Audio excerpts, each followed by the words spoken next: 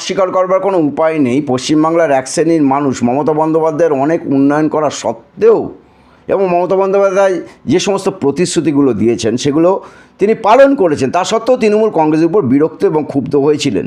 তার কারণটা কি? তার কারণ হচ্ছে এমএলএ এবং এমপি বেশ কিছু এবং কিছু পদাধিকারী, তাদের আচরণ, তাদের লোভ লালসা এবং দলকে ব্যবহার করে নিজেদের স্বার্থকে চরিতার্থ করা, পাশাপাশি এদের দুর্ব্যবহার। এই সমস্ত নেতারা বা এমপি এমএলএরা নিচু স্তরের কর্মীদেরকেও মানুষ হিসাবে ভাবতো না, তো সাধারণ মানুষ তো কোথায়? ফলে এক শ্রেণীর মানুষ বিরক্ত হওয়া স্বাভাবিক এবং এরা খুব ভালো করেই জানে যে মমতা বন্দ্যোপাধ্যায় জিন্দাবাদ করে যাব এবং এইভাবেই নাটক করে চালাবো। আর এদের এই নাটকীয়তার আড়ালে এদের এই নগ্ন রূপটা উচ্চ নেতৃত্ব কখনো বুঝতে পারেননি। এরা বিভিন্ন সৎ কর্মীর বিরুদ্ধে নালিশ করত এবং একটা ব্যারিকেড এরা তৈরি করেছিল কিছু পেটুয়ার লোকদের দিয়ে।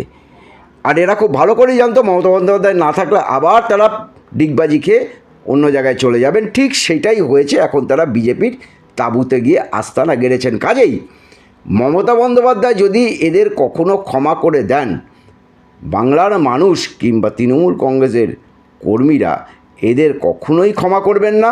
আর দেখুন, ইডিওলজিক্যাল ডিফারেন্স থাকতেই পারে, তা সত্ত্বেও বিজেপির ডেডিকেট সোলজারদের কাছে অনুরোধ করব যে এই সমস্ত মানুষদের কখনো মাথায় তুলবেন না, তাহলে আপনার রাজনৈতিক অস্তিত্ব এরা শেষ করে দেবে।